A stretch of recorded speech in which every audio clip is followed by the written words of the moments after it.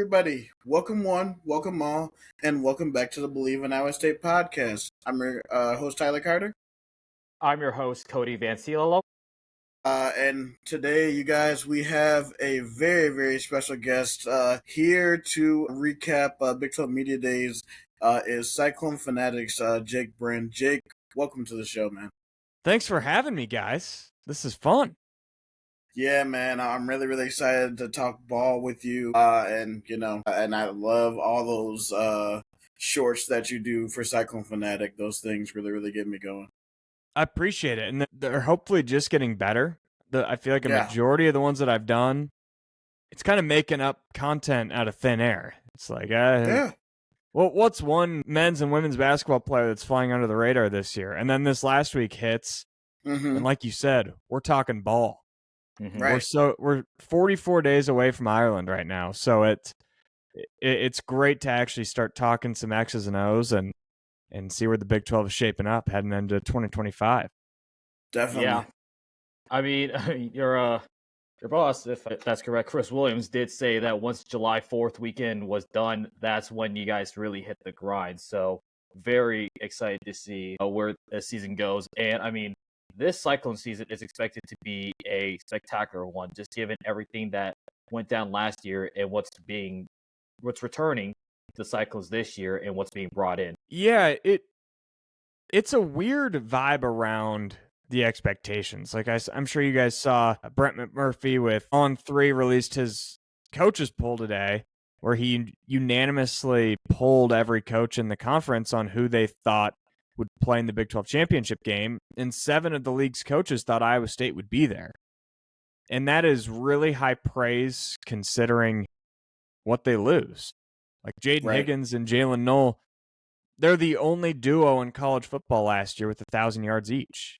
That's a lot to replace, but I think that goes to show the amount of respect that Matt Campbell has around the conference. I felt that. I talked to Lance Leipold yesterday. I talked to Sonny Dykes. Mike Gundy got asked that in his press conference and had nothing but great things to say about Campbell. He's reached that point in the conference where he's been around for so long, and he's proven to be able to do it with so many different types of teams, right? Right. Because when Brock Purdy came in as a freshman, he was great. Don't get me wrong. He was really the first true great Iowa State quarterback in a long time. But a lot of that offense was, hey, hand it off to David Montgomery and just chuck it up for Hakeem Butler and see what happens. Purdy reinvented himself over the course of his career and implemented guys like Breece Hall, Xavier Hutchinson, Deshaunte Jones. And now you're seeing the same thing with Rocco Becht. And that's what I think is so cool about what Matt Campbell's done at Iowa State, is it's not just been a one-trick pony when you happen to have a quarterback that started in the Super Bowl come through. You had a running back who his rookie season was probably one of the 3 best rookies as a running back in the NFL in Breece Hall. You had David Montgomery, who's been a great NFL. Like, they've done it with so many different rosters, and I think that's what's so cool about the respect that Iowa State's getting from the other league's coaches. Yeah, man, it's definitely high praise because I Bleav now he's now the second most tenured coach in the Big 12 behind Gundy now. Yeah, it's crazy. And I was just sitting up there and listening to Gundy's presser yesterday, which if you haven't watched it on YouTube, there's nothing better than just hearing Mike Gundy talk.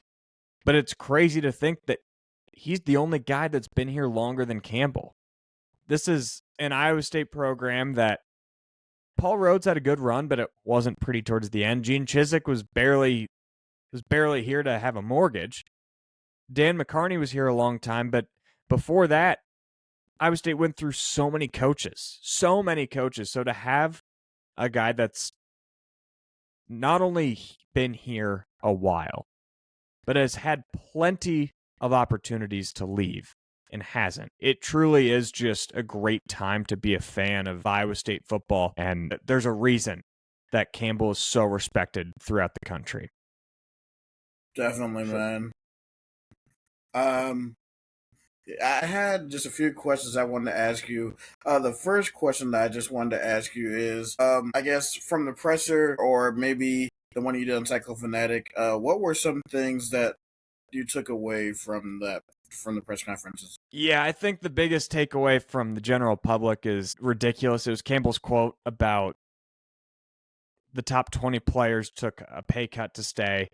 And that is what Campbell said, but it was completely misleading by whoever reported it. I Bleav it was Pete Thamel. The way that tweet read was that the top 20 players on the roster are making less than they were last year. That is not true. What Campbell meant to say is the top 20 players could have all left for bigger opportunities elsewhere and didn't. So that's the biggest takeaway from other people. That was not the biggest takeaway from me. I didn't even bat an eye when I heard it because, I mean, we've been around it so much. If you listen to Williams and Bloom, Right. that's what it's always about. Like, oh my, Taman turned down how much to stay? Milan turned down how much to stay? Like, we're used to that as Iowa State fans. I would say my biggest takeaway was when I asked Campbell about being back in Dallas, where it was just 7 months ago where they came up short. And I still think that game, it was a blowout, no doubt, but it was such a snowball effect, and I don't think it really represents the gap between Arizona State and Iowa State. Arizona State is the better team, and they were absolutely the better team on that day. But I sensed it from Campbell. I sensed it from Jeremiah Cooper. I sensed it from Rocco. That group is definitely proud of what they accomplished, winning 11 games, but they are not proud altogether of how things ended. And it ended on a high note in Miami, but the season really did end in Dallas. And for them to be back in that city, have the reminder of the embarrassment that they felt, that was my biggest takeaway. Not that they feel it, because that's natural, you're going to feel it, but the fact that they were open about it. And the fact that Campbell gave me a 90-second answer about it shows me that that is fresh on their minds, and that is a hungry football team that's not just content with, well, we finally checked off the 10-win box. That is not true at all within the program, and I think that was really encouraging for me. Same with us. That's something that we've been talking about on our pod. Is just like, hey, this team, and me and Cody were talking about that in our side conversation. I'm like, this team hunger is something that I've never seen before, really, here at Iowa State. Yeah, I think mind obviously the blowout loss to Arizona State. I think my personal belief is that it's one thing to lose in a close game. It's another to get absolutely embarrassed. Because I think, me personally, you get embarrassed the way Iowa State did against Arizona State that day. That stays with you longer, and I think that is just an extra piece of motivation and an extra purpose as to why you want to continue being at Iowa State, why you want to continue building what they are building in Ames. And obviously Matt Campbell, and the fact that they're very open about it, that means that they know, they're not afraid. They're not shy about talking about getting embarrassed like that, because at the end of the day, it can be brought up one way or another. You just openly acknowledge it, and you use that as sort of bulletin board material to be like, okay, we made it here. Now we got to find a way to take that extra step to not just make it, but to win the Big 12 title and bid for a spot in the expanded college football playoff. Yeah, Cody, when you talk about that, you're making me realize that I should have asked this question when I was down there. It's that Matt Campbell he's lost 2 Big 12 championships in the most polar opposite way.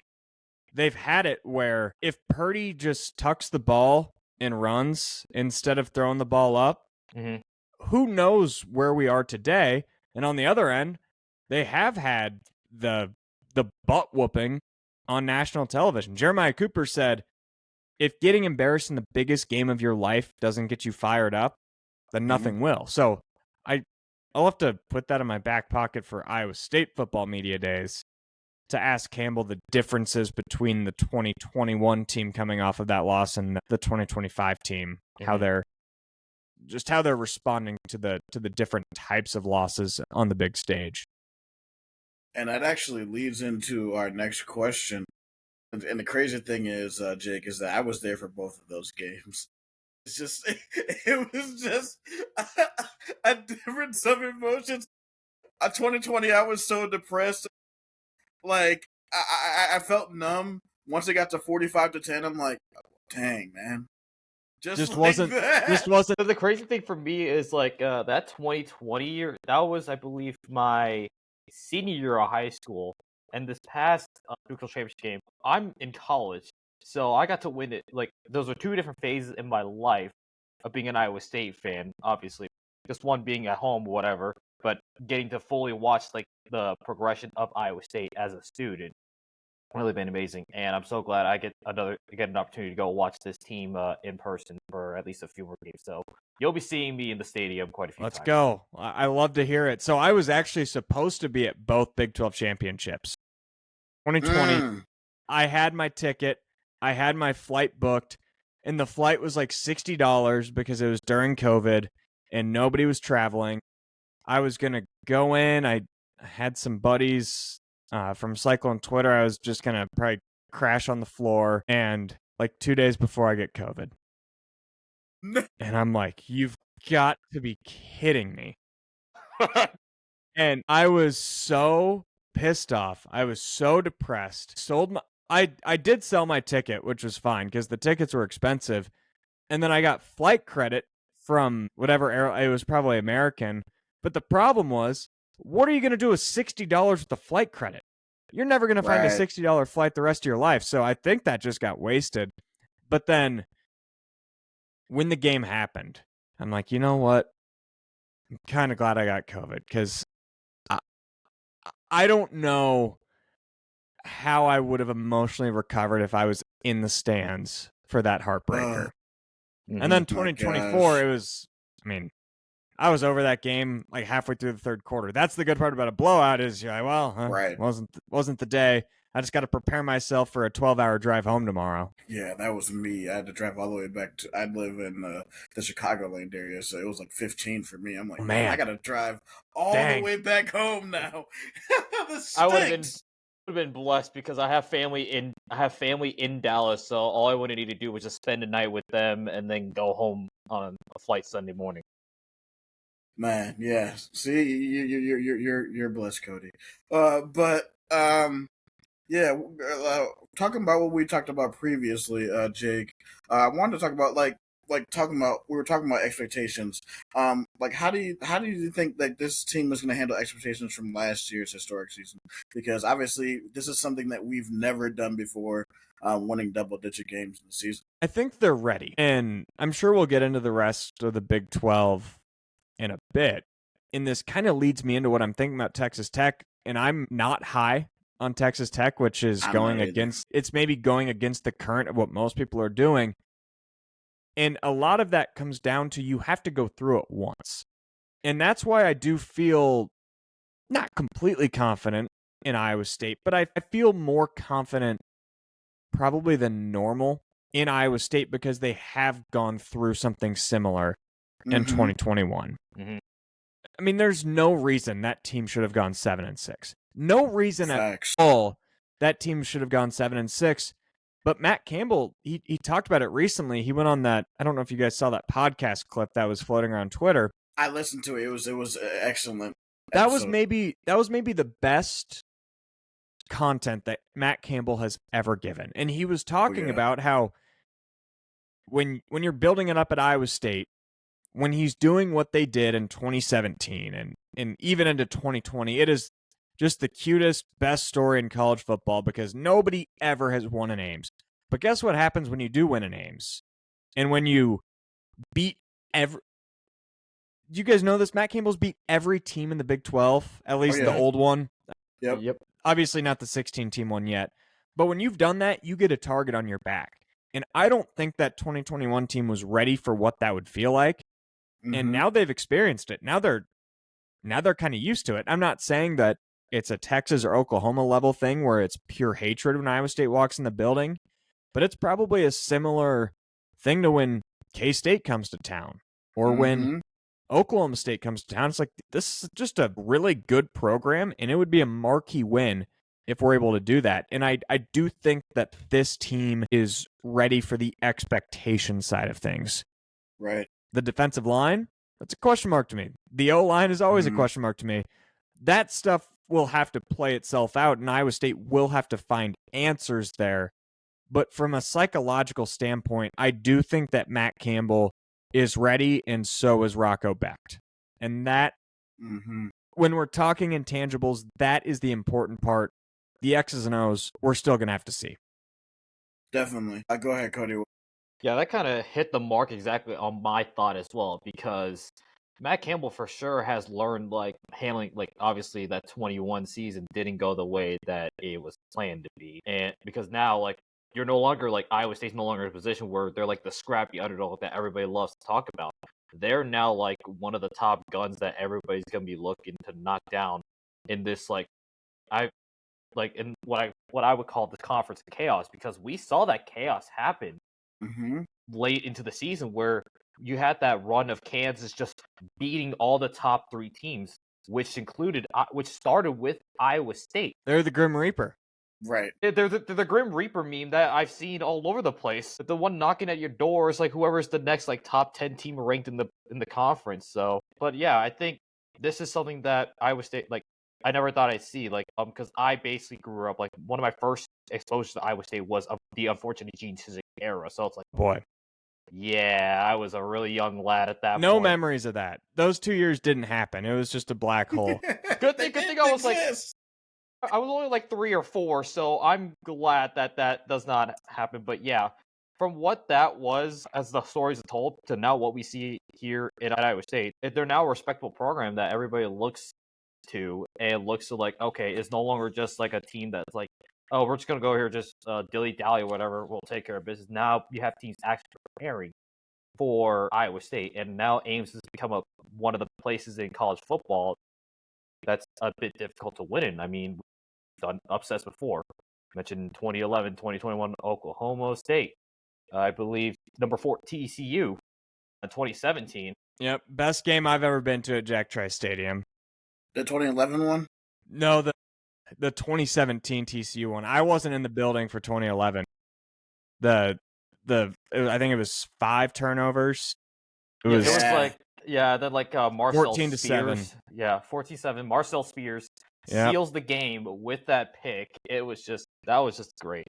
And so much around that game was they went in and they upset Oklahoma. Probably the best win in school history. I think that's where I would put it. But then that year that was such a good team, and they had a couple weird losses, and you weren't sure, was it a fluke, was it not? And then you've got, I Bleav it was the first ever ranked matchup at Jack Trice Stadium, or first of the century. It was some crazy stat like that. You got number 4, sellout crowd, beautiful day, and the professor pitched perfection. He sure did. The professor pitched a perfect game that day. And it was one of those where it's like, man, this might be real. What Campbell's building might actually be real. And I don't know if I felt that until that day, and it's been proven to be pretty dang real. And I remember my Facebook status that day. I was like, because unfortunately, like you guys, I didn't grow up an Iowa State fan. I became an Iowa State fan when I went to school here. But man, I knew, like, from that point, I was like, man, Iowa State is for real, y'all. Like, because I watched the Oklahoma game, I'm like, I want to see more. And then they went on the road the next week. They beat Texas Tech. I'm like, okay, you know what? Okay, yeah, they beat Tech, but this TCU game is really, really going to tell me something. And defensively, yes, it was a work of art. And just Marcel Spears having those interception returns against Texas Tech in back-to-back years. But that's insane. But yeah. Yeah, that was maybe the prototypical Iowa State game, because the defense pitched a shutout and still the special teams found a way to give up a touchdown. If that's just not poetic justice, I don't know what is. Yeah. So of all people, Cavante Turpin. Yeah. I'll forgive him. I'll forgive him now. He's pretty fun to watch. We forgive you, Cavante. Yeah, special teams has just been the bane of like Iowa State's existence for a long time. But I mean, if I remember correctly, their special teams coordinator. This is just a kind of a side thing. Their special, like on the special team staff, is a former special teams player, Rory Walling, who, a fun fact, went to the same high school I did because we both went to East High School Oh, I didn't know you went to in Des East. Moines. Okay. Yeah, Nice. yeah, I went there. Went there from like the 2017 to 2021. So I got to watch like a little bit of Rory's tape at East, and he was a beast. And I was so glad that he found a role at Iowa State, and it's really cool to Yeah, see he just a made. local kid. I mean, you talk about special teams where a lot of times it has been the bane of existence for Iowa State fans, but Iowa State doesn't go to the 2020 Big 12 championship without a play on special teams by Rory Walling. Mm-hmm. When Texas Tech ran a fake punt on Oh, it was fourth down. Texas. I think it was Texas. Actually. Yeah, sorry, Texas, not Texas Yeah, it was Tech. yeah, I remember watching that game in Austin. Yeah, they were trying to run that fourth down. Rory is able, like, he reads the play and he's able to shoot the gap and gets the tackle. Yeah, push the guy out of bounds about 1 or 2 yards short. The play of that season came on Mhm. special teams, and I think that is an area where this program has come a ways. I know they had a really rough year a couple of years ago, but again, are they in the Big 12 championship this past year without Darian Porter?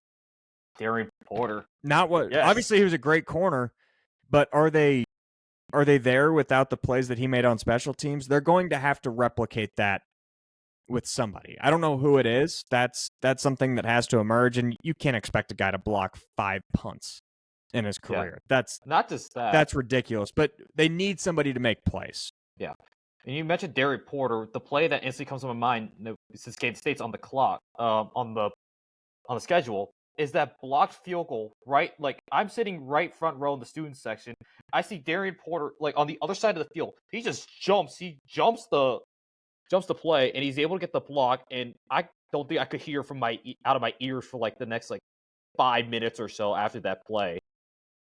Yeah, I was shooting that game for Local 5 with my camera, and usually a blocked kick, a blocked punt is one of those plays where it's just chaos and you don't know where to look. Mm-hmm. When that happened, I knew my camera's going directly to Darian Porter. Yeah. Because I just knew if anybody was going to block a kick, I'm putting $1,000 that it was Porter. And it's not going to be every day where you find a guy that is a high school state champion in the 400, comes in as a receiver, doesn't play, easily could have transferred. Easily. Probably should have transferred. But nope, he switches sides of the ball, doesn't really get his turn for a couple of years, grinds out a role on special teams, and then becomes a lockdown corner as a sixth-year senior. Like that, going back to Matt Campbell, going back to what he's built here, that is the epitome of it.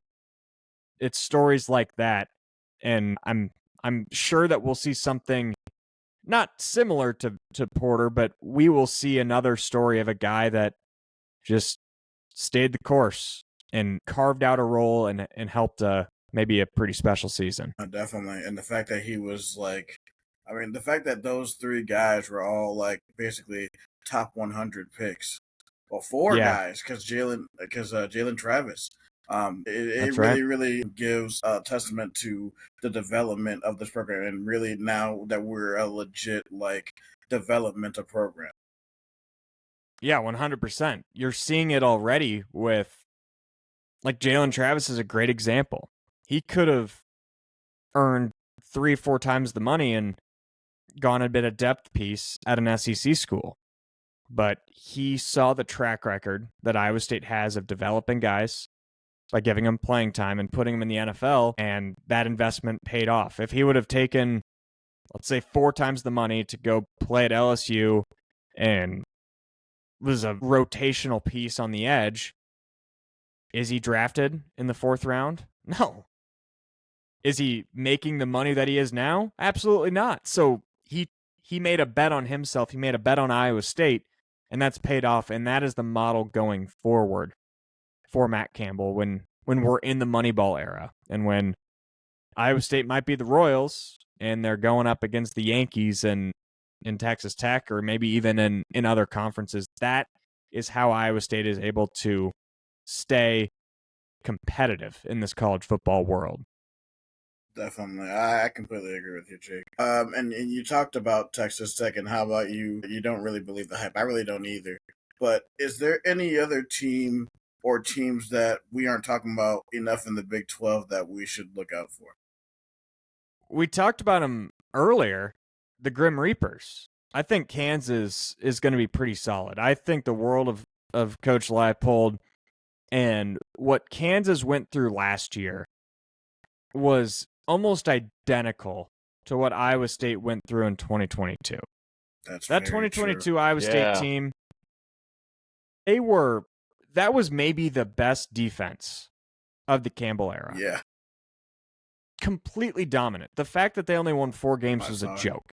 Mm-hmm. And I can come up with 4 plays right now off the top of my head that if those 4 plays go the other way, that's an 8-4 football team and not a 4-8 football team.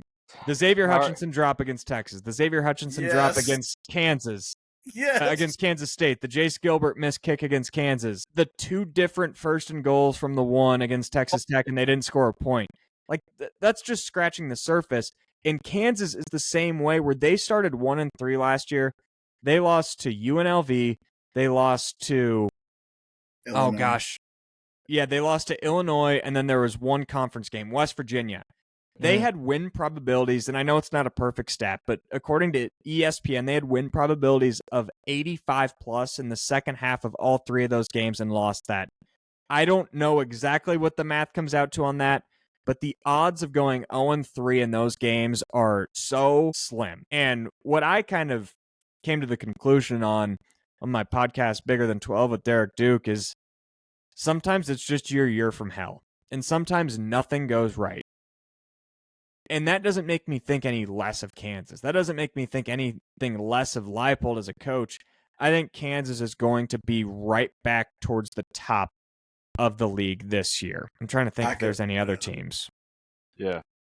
You brought up all those 4 plays. I can remember exactly where it was, because that 2022 season was the first year I was at Iowa State, because I transferred out of community college after my freshman year. So the one that I really remember the most was that Texas Tech game, because it was freezing cold. I was in like snow pants. I had a blanket over me, and boy oh boy, when I was watching that, like those repeated 1st and goals from the just go under center. That's what I was saying. That's what I was saying. Like, have we not seen this like before? Like, not see Tom Brady do this? It's like, it's not that hard to just go under center, just QB sneak it. We saw with the Eagles, sorry to mention the Eagles, but the tush push, the brotherly shove, if you will. Like, it's not that hard just to do a QB sneak. It's 1 yard. Well, isn't there some sort of sick part of us that when Rocco, how many first downs did he pick up on QB sneaks? How many? He won 2 games this year. Yes. UCF Sure and Miami on QB sneaks. Wasn't there some sick part of you that's like, where was that 2 years ago? Seriously? That was my exact thought. That was my exact thought. That UCF game, to go back to it, it was like I said, talk about Kansas State, ringing my ears. UCF was just a chaos pit in the student section. My gosh. It was absolute chaos. I'll give credit to Tom Manning. I don't agree with his decision to never go under center, but it is also a skill thing for the quarterback. And Rocco is, I'll admit, I'm not watching film of every quarterback in the country on a QB sneak, but what Rocco's able to do is pretty incredible. Like, his success rate on those plays is, it's a skill. It's not just it's not a thing where you automatically get 1 yard every time, or else everybody would do it. So that is where it is a lot of credit to Rocco, but I'd be lying if I said that it doesn't trigger me every time it happens to get PTSD back to 2022. Yep. When I was freezing cold at Jack Trice. So cold. Yeah, I can join you in that one. And the thing was, I think I was a sicko, because I think I had gone to the stadium, like, students are let in, like, 2 hours before kickoff. I think I had gotten to the stadium about, like, half an hour before they let students in. I was still, like, one of the first people there, because I think a lot of other students had left for, like, Thanksgiving, and I was just like, okay, I'm just going to this game. Whatever happens, happens. It's cold as balls, so I'm just sitting there. Me with a few other buddies, we were all huddled up like penguins for that game. Yeah, that was a brutal day. Yeah. I'm I glad gotta bless. I'm glad 2024 was better. I gotta bless the Yes. hearts at Rolling Walk on Welch Avenue because they were open late after that game. Because me and my buddies, we wanted food, and bless their hearts, they were very accommodating to us, and they were great. Yeah. Like I think I have this question I think is interesting. For you, Jake, like, Iowa State is an up and coming brand. So like this type of game in Ireland, what does this do for a brand like Iowa State who is trying to be on the come up as a like a team or a program? It's massive because not only is it a standalone game, it is the first football game since the Super Bowl. Right. Apologies to Anthony Becht and the UFL, but for the vast majority of the public, people are in the NFL preseason. I don't watch that stuff. People are craving, they're begging for any form of football. And when week 0 kicks off in Ireland, when it's going to be a top 20 matchup, it is, I don't know if it's crazy to say that it's the biggest stage that Iowa State has ever been on. It's not the biggest game Iowa State's ever played. It is the biggest game of the season, but it being the standalone first game of the year, you very well could make the argument that there will never be more focus on Iowa State. And like, Yes. Big 12 championships, those are great opportunities. There's been standalone bowl games on big stages, but there's something about it being the first game and having the momentum coming off of last season and it being a rivalry game and it being the longest continuous rivalry game in the country. It's a massive, massive stage. And man, I hope they show up because it could do big things not only for the brand, but for the season. Like if you start 1-0 and you know that you've got that in your back pocket to not only come home and play your non-conference schedule, but we start 1-0, no matter what happens in September, we're starting 1-0 in conference play, and we've got a tiebreaker over the odds-on favorite to win the league. Like that, Right. It's almost worth 2 or 3 wins in itself if you can do it. And that's a big if. Massive if. Oh yeah, it's gonna be a challenge because like I was watching, I listened to your little snippet with when you were talking to the K-State guys, and it seems like K-State's hungry too because you're talking about a team that the last few years has had expectations of winning this conference, and and they've fallen short. Yeah, K-State last year, talk about a collapse. I mean, Man. people forget that the only reason Iowa State was even in position to go to Dallas was because K-State lost to Houston. I was so happy. I'm like, thank you, Houston. Yes, that Houston game was nuts. Because I mean, Iowa State before that, because I believe because Houston was the week before Iowa State, correct? I don't think it might have been the week before. It was close. It was towards the end of the season, and it was at the point where we'd all lost hope because we you had have the Tech loss, which sucked, but you figured they'd go bounce back against KU and just get your butt whooped. It's like, well, can kiss away dream season. And then out of nowhere, they lose to Houston? Are you kidding me? That is a team that not only just got, I mean, they got pretty thoroughly beat at Jack Trice Stadium. I know it was technically a one-score game, but that was a physical just annihilation by Iowa State. Yeah. And they made Avery Johnson look like a young quarterback.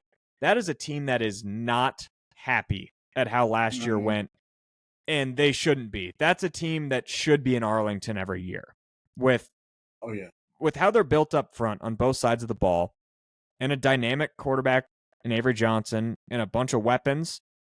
Like there's no reason they shouldn't be in Arlington, but they've come up short the last 2 years. And I'm sure there's nobody that is more happy about that than Matt Campbell and Iowa State fans. Yeah. And I mean, mention Matt Campbell. Matt Campbell has had Chris Kleiman's number since Kleiman got to Kansas State. 4 of the last 5 of the last 7 have gone Iowa State's way. Yeah, and I mean, if we want to extend this to 2018, when Matt Campbell basically sent Bill Snyder packing on his second retirement tour, gave him a nice Thanksgiving gift. Yeah, and the year before that should have been a win as well if they don't pick up the Allen Lazard flag. Campbell has had a lot of success against Kansas State, and Yes. I don't know where that comes from. I mean, a lot of that is K-State did go through kind of a buffer period. They got smoked by COVID, so that 45-0 win you can probably throw out the window. Mm-hmm. But I remember the 2021 game. That was about as nervous I've been heading into an Iowa State game because that was, at the time, make or break the Big 12 championship. I didn't think Iowa State would go on to lose to West Virginia and go on to lose to Texas Tech. That's besides the point. But when Breece Hall opened that game with the 75-yard touchdown, that game was over. And I knew it. I was like, oh, we got this game now. There's just been something about Iowa State against K-State where they've had their number. And I think the playing field is going to be pretty even. I'd give the roster edge to K-State as I often would, but I'm going to give the coaching edge to Iowa State, and we'll see what happens over in Dublin. Definitely. So, we talked about, the season and talking about K-State, and we're just going to talk about the season as a whole on this one. I guess, how can expectations be reached? Like, what are keys to the season that can make this a successful season? I think there's a few of them. And I'll start with more of the nitty-gritty. The D-line, somebody's got to step up. It might be Von Troy Malone, the transfer from Tulsa. It might be Ike Ezeagu, really putting together a full season. He's shown flashes. Zamir Hawk. Essentially, there's got to be someone else that can help stop the run and get to the quarterback other than Dom Orange. We'll see who that is. Maybe it's even coming from the second level with Caleb Bacon being healthy and Caleb Berzina hopefully being healthy. Either way, Iowa State's got to be better up front because they were dead last in the conference in sacks last year, which is very unlike Iowa State. And they were second to last in rush defense, which is even more uncharacteristic. So that has to get better. The receivers, I think it's fair to call them a question mark. I think Xavier Townsend and Chase Sewell are going to fit like a glove. It's just a matter of who takes over that wide receiver 3 position. Is it Daniel Jackson, who's dealt with injuries so often in his career? Is it Brett Eskelson or Dom Overby, a couple freshmen who showed glimpses last year, Eli Green, Carson Brown? I honestly feel pretty good about the receiver room, and the tight ends are going to be great. The O-line, I've always just got to see it. Like that's the one area where I don't care how much buzz I hear. I just got to see that unit develop and progress. But I know it's all seniors. They got 5 seniors in that room. But to me, this all comes down to Rocco Becht. Yep. Rocco, it's not fair to say this because it happened, but if you take away those game-winning drives, or if you take away a couple of those game-winning drives, how is his season remembered? Probably by coming up short, because he threw 4 pick sixes. He struggled with accuracy at points, and more power to him. All the credit to him. He was able to overcome that and lead Iowa State on 4 game-winning drives. 5, and then they gave the touchdown right back to Texas Tech. Like, that is miraculous. For Rocco, his focus this year, it's got to be in the first 58 minutes of the game. Find a way to get that completion percentage from 59 to 64, 65. That is where Iowa State can really elevate, because I don't think it's fair to assume that all these one-score games are going to go your way again. I don't think it's fair to expect 4 2-minute drives being successful and leading to wins. Like that is a lot to put on your quarterback. It's a lot to just put on everybody. But where Iowa State can be better is, hey, they're better than UCF. Don't require a comeback against UCF. Right. You're at Utah, that game's over, and all of a sudden a pick 6 and a blocked punt, and somehow it's a tie game again. Like, avoid that stuff. That's where I think it comes. That's where I think the season is made or it's not. It comes down to that, and a lot of that typically does come on the quarterback, although I know it's not all just on Rocco. Nah, man. We said the same thing, man. Like if we can get it up, and I think that something that will help that is the tight end room that we have with Bramer and the emergence of Gabe Burkle Yeah. and Tyler Moore. So I think that would be a huge key. Yeah, Gabe Burkle, he had 2 catches heading into November. He finished the year with 26, which was the 3rd most Wow. on the team.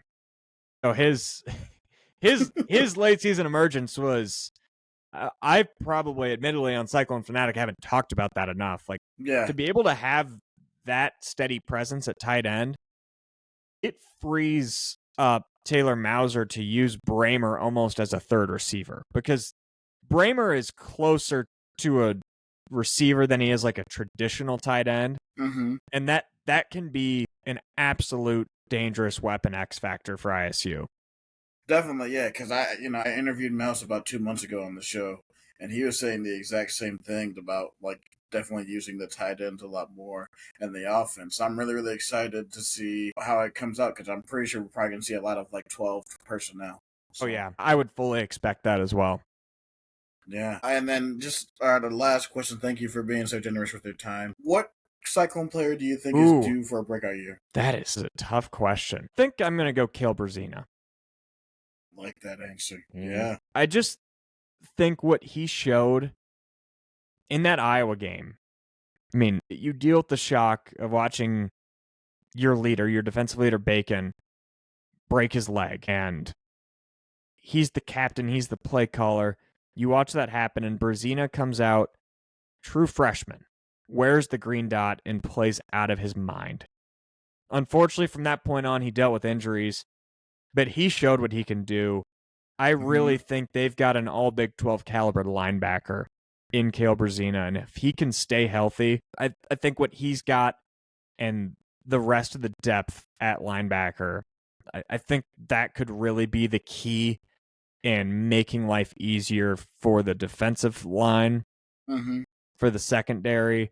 Like when you've got linebackers that know where to be and know what to do, that was the key of those early Haycock defenses. When you're talking Definitely, a Willie yeah. Harvey, a Marcel Spears, like that's where it comes down. Mike Rose, I can't believe I didn't mention him first.